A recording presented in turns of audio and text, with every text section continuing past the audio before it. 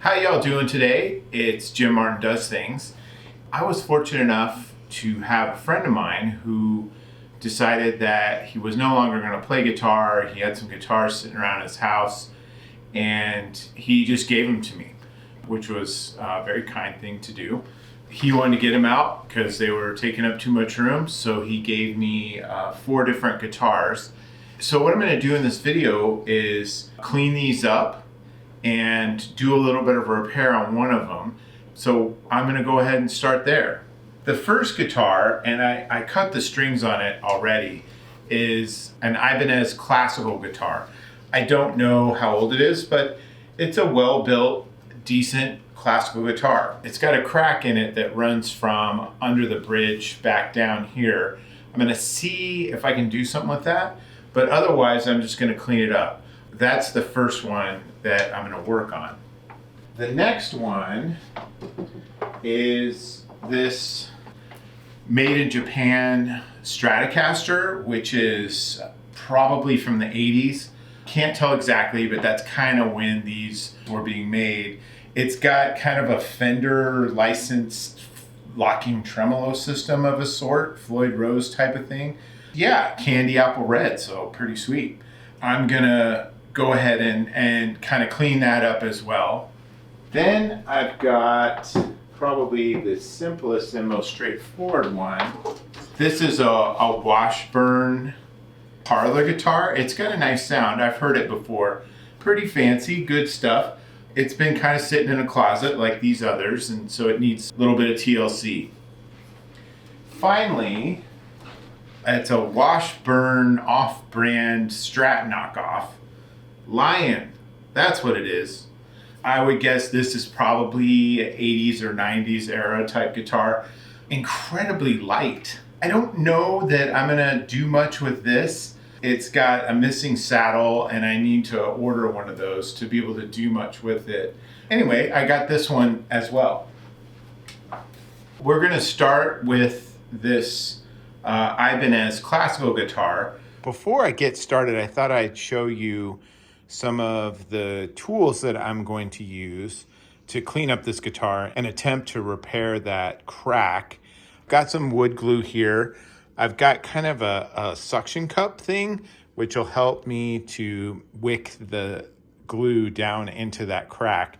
I got some light machine oil for the tuning machines.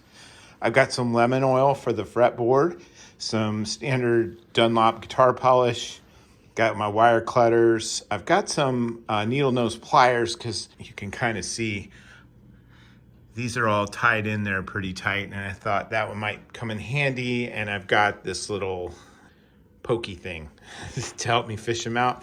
And then I got some really light gauge classical guitar strings to restring it when the time comes. I'm not going to restring it until this crack gets a chance to kind of dry up. Then I've got 2 cloths. One is for the guitar polish itself, and one is for the lemon oil application because you don't want to mix those 2 things up. Looking at the guitar itself, you know, it's just dusty and stuff. It's been sitting in a closet, but the major thing is this crack, and you can kind of see that there, you know, a little bit of a split. That happens, no big deal. If I can glue it up a bit and maybe stabilize it, that'd be a good thing. All right, so the first thing I'm gonna do really is just kind of wipe this down. I'm using a paper towel. This guitar has been beat up and stuff, so I'm not worried about using a paper towel on it just to get the dust off. So the next thing I'm gonna do is use the guitar polish and just kind of liberally hit that up. And I'm going to use my orange cloth because it comes in an orange bottle. And it's okay if you get guitar polish on the exposed wood parts, but it's not okay to get lemon oil on the finish because that will not be great. Probably the dustiest part of it is around the tuning machines where the strings go into the machines themselves. But there's some nooks and crannies here for sure.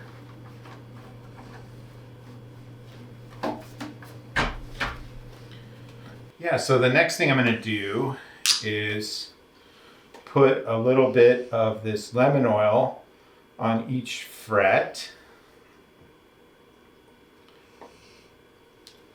And then use my other cloth. I don't have a red one, but it's different than the orange one. So I'm gonna just hit these frets and the fingerboard with this lemon oil. I imagine it might have been a while since anybody's done this. The strings were quite old. I wouldn't be surprised if they were the same strings that came with the guitar back in the day. That looks good. I'm going to provide a little close-up here. So there we go. That's a lot better. Got all that dust cleaned up. And you can see there that cleaned up the headstock a bit. Oh, there's a bit more dust right there. And you can see that my assistant is very engaged in this work. So let's get a bit closer here on this crack. So we've got this crack running through here. And where I live, dry climate, I live in Nebraska, we get extremely cold in the winter, and it is extremely cold right now. Here's another crack on the back, but there's nothing on back here, which is really good. So maybe I try to repair both of those. I don't know. I run humidifiers. I actually have two, but the other one's louder, so I've turned that off for now. It makes a huge difference. I've heard that, you know, if you don't have proper humidity, you're gonna see stuff like this happen. So at any rate, I'm gonna go ahead and try to fix that up here. Before I do that though, I think what I'm gonna do is, and hopefully I'm holding this steady enough for y'all, is just put a drop of machine oil on each of these.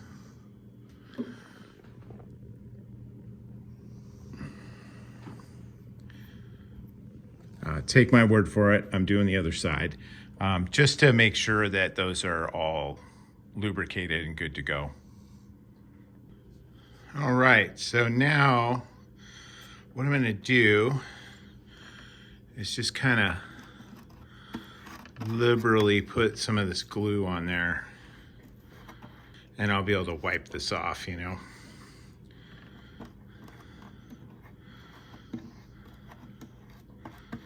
So we got that one. And then I got this. I'll just kind of get it to wick down in there a bit. I've seen Ted Woodford do this, and I hope I'm doing it right, but if I'm not, I don't think I can hurt it too much. And then let's take a look at the back.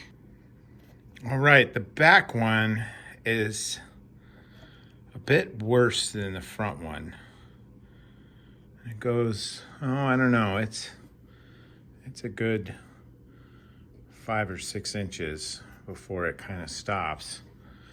So we'll just try the same thing again.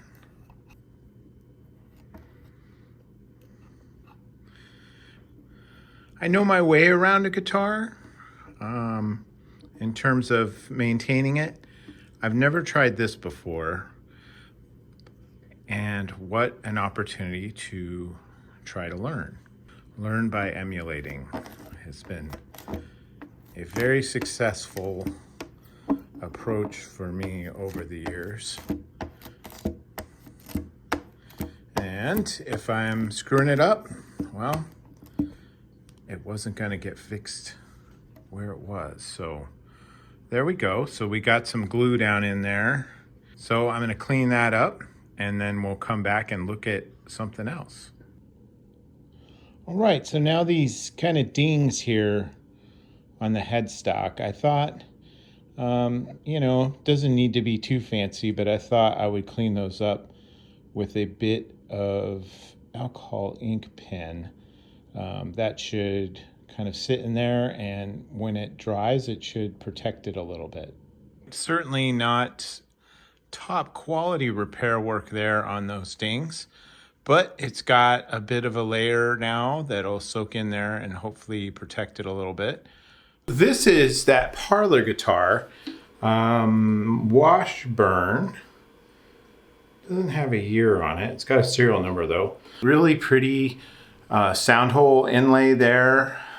The bridge is really nice, and it's got a really cool kind of, I don't know if it's mother of pearl or not, probably not, but it's got some really cool designs inlaid into the fingerboard and then on the headstock. So that's really pretty. So this only really needs to get cleaned up. I'll put some oil on the tuning machines and that's really it.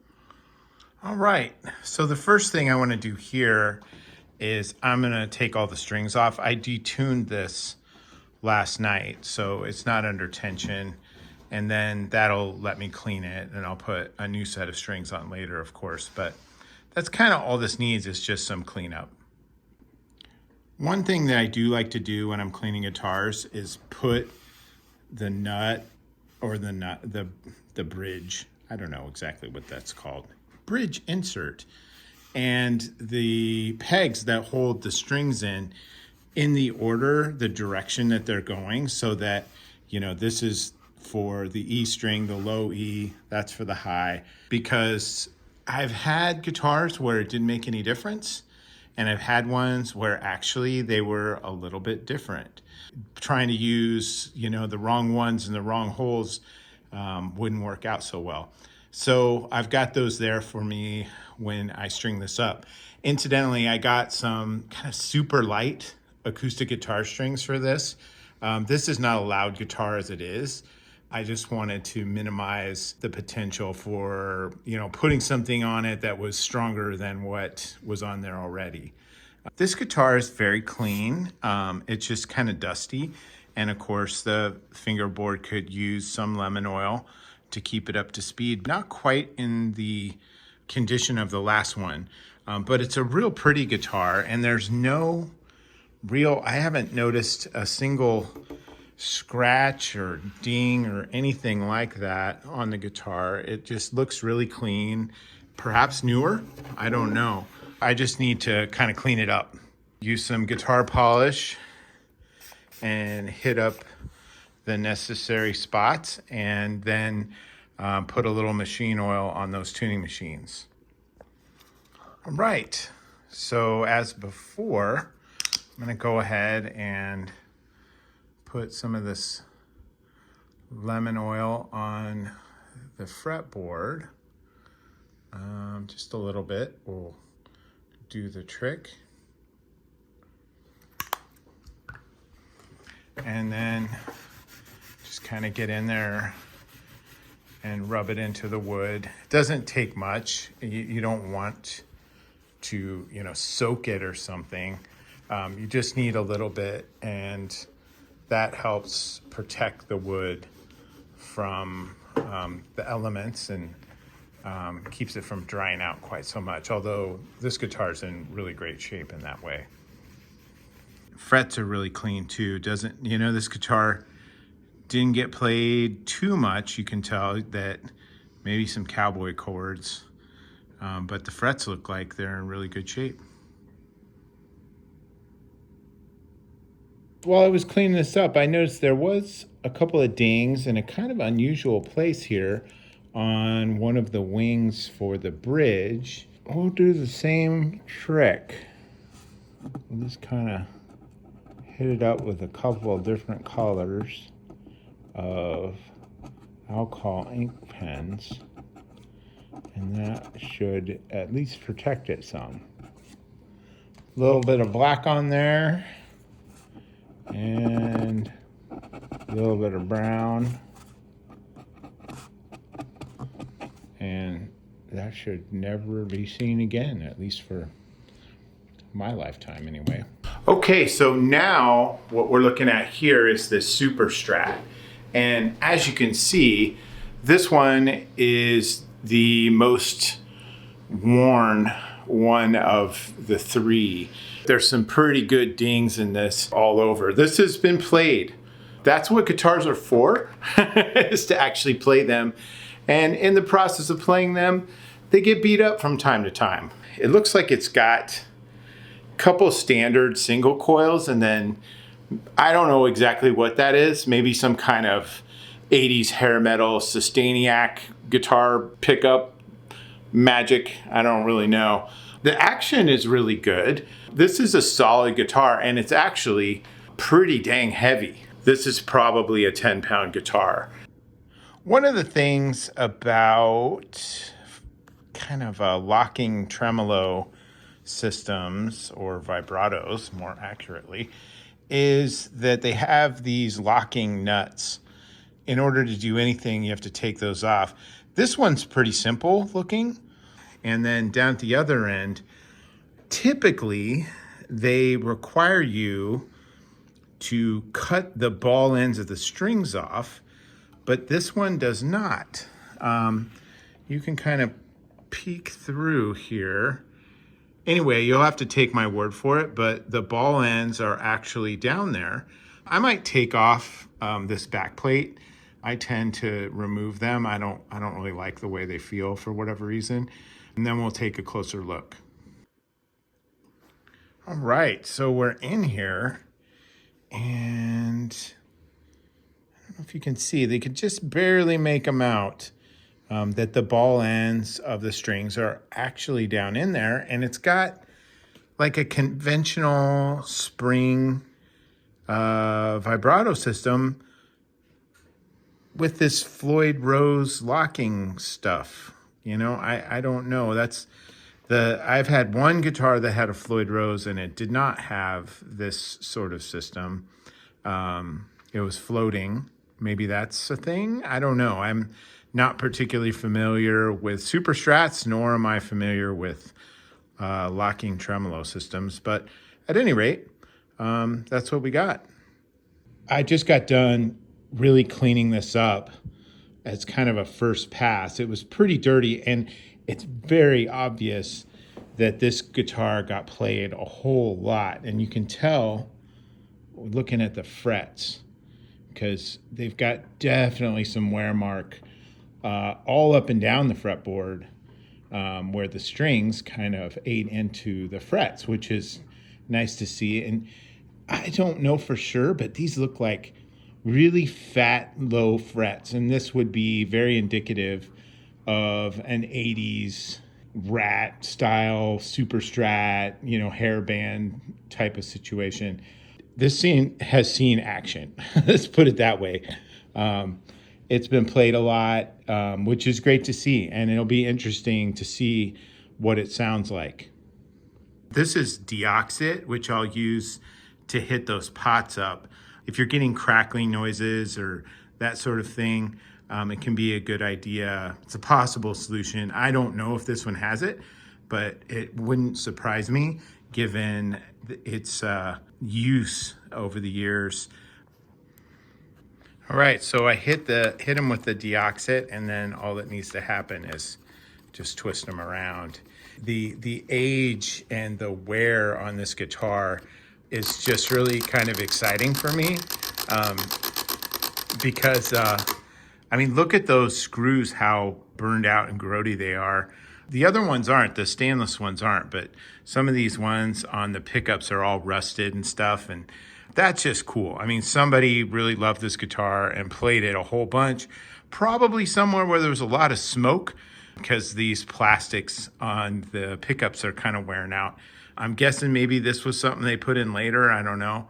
Everything is getting kind of grody and yellow and stuff, and that shows that this thing was out doing stuff, probably in a smoky bar, kicking some ass. So anyway, next thing I'm going to show is taking off the neck.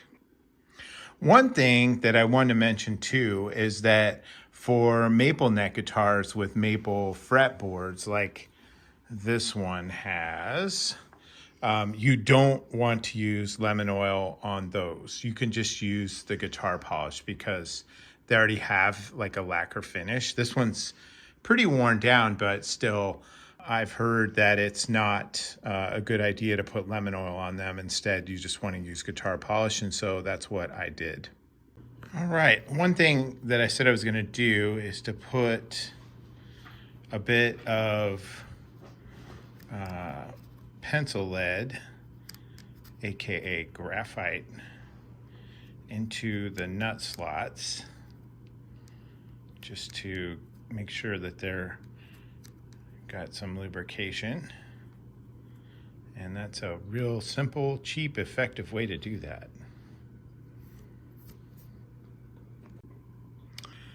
Okay, here's the serial number right here. You can see the kind of different logo that they use for Fender Japan.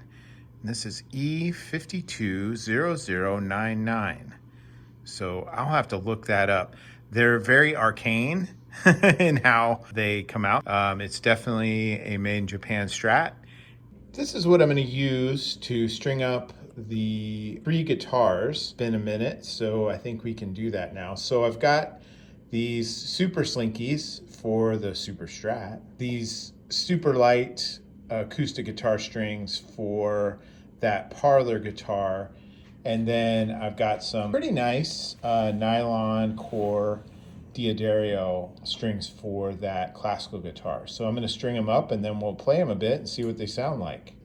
Hey everybody, so I've got all 3 of these guitars in pretty good shape. I'll tell you what, stringing up one of these with these oldie time headstocks, which is both the classical and this one, this Parlor guitar, was kind of more than I bargained for, but figured it out. What I figured I'd do is play a couple things on each one.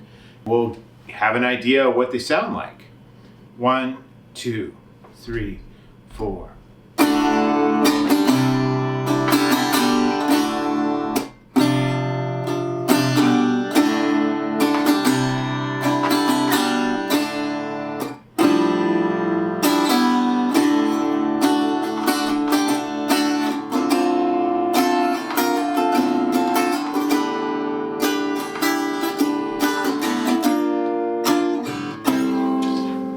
Oops.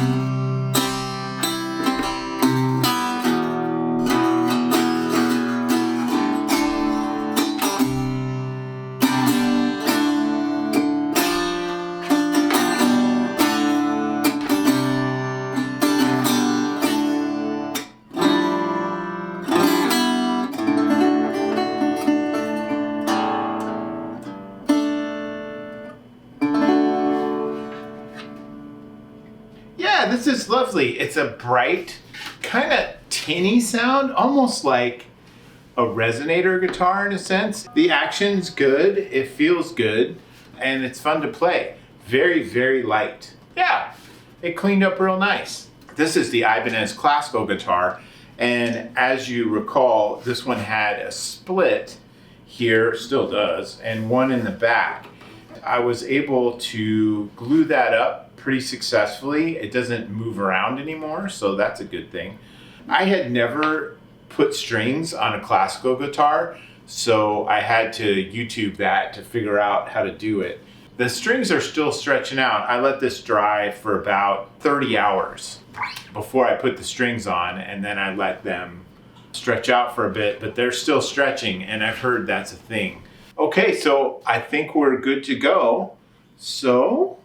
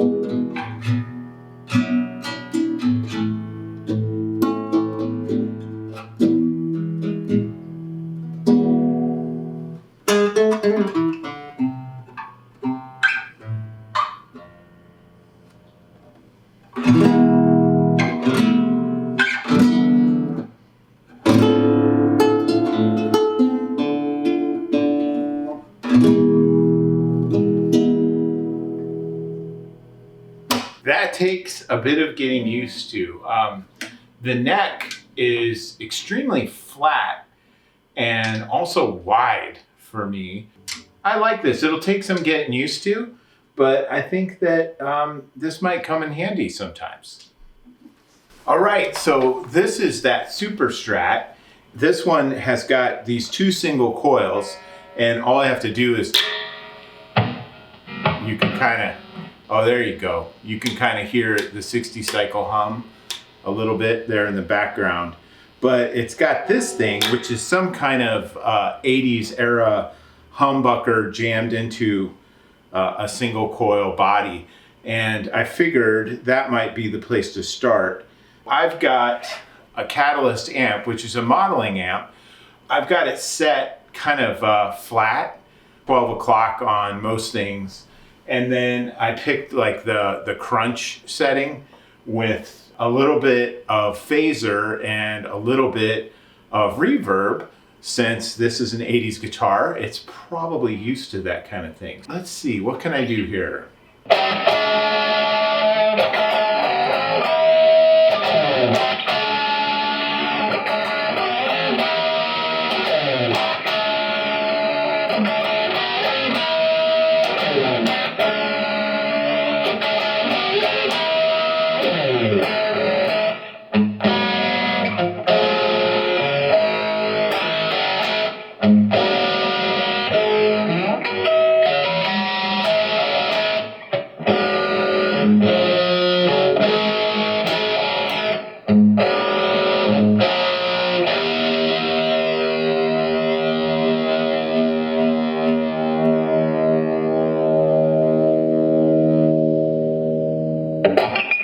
Four.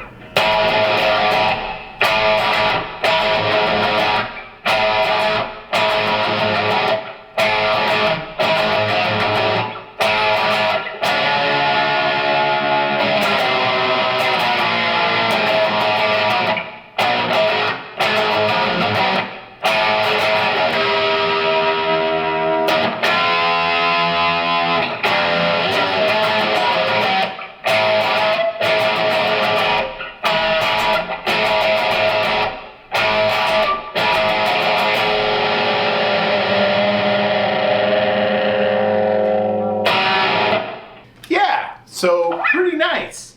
Somebody played this a whole bunch. That's kind of the mark of a good guitar. I'm going to be pretty excited about this one, and the other 2 are great too. It's going to be really fun to kind of get used to them and bring them into the family of my other guitars.